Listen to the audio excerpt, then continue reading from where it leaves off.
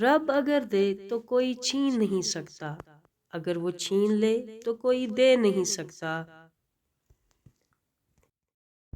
ہمیں سب سے زیادہ تکلیف اس وقت ہوتی ہے جب اللہ ہمیں کسی کا اصلی رنگ دکھاتا ہے اور ہم بار بار حقیقت سے انکار کرتے ہیں۔ اپنے ارادوں میں مخلص رہو، تم اللہ پاک کی مدد کو اپنے ساتھ پاؤ گے۔ یقین اور تڑپ ہو تو اللہ تعالیٰ کو ساتویں آسمان پر ڈھونڈنے کی ضرورت نہیں پڑتی، وہ تو شہرگ سے بھی زیادہ قریب ہے۔ بے شک اللہ کسی شخص کو اس کی طاقت سے زیادہ تکلیف نہیں دیتا۔ جب عرش والے کی مرضی ہوتی ہے تو فرش والوں کی ساری سازشیں بیکار ہو جاتی ہیں۔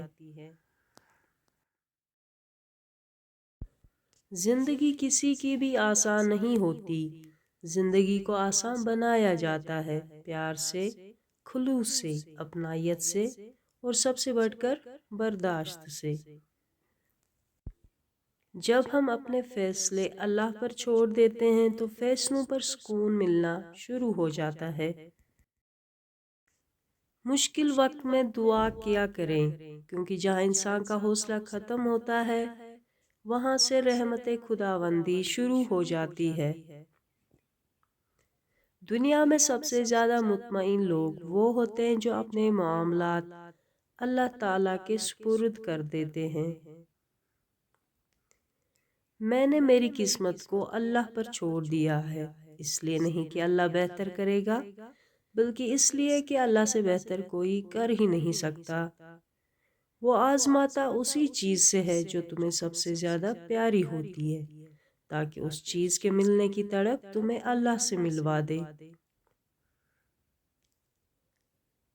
اگر ٹھوکر کھا کر بھی نہ گرو تو سمجھ جاؤ کہ اللہ نے تھام رکھا ہے۔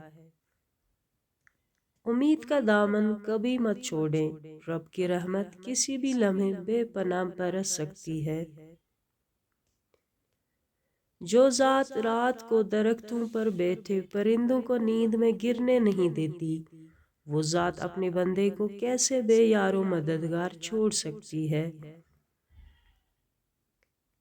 جب آپ اپنی بات بتانے اور جذبات کی وضاحت دینے میں ناکام ہو جائیں تو اس وقت سب اللہ پر چھوڑ کر پیچھے ہٹ جانا بہتر ہے۔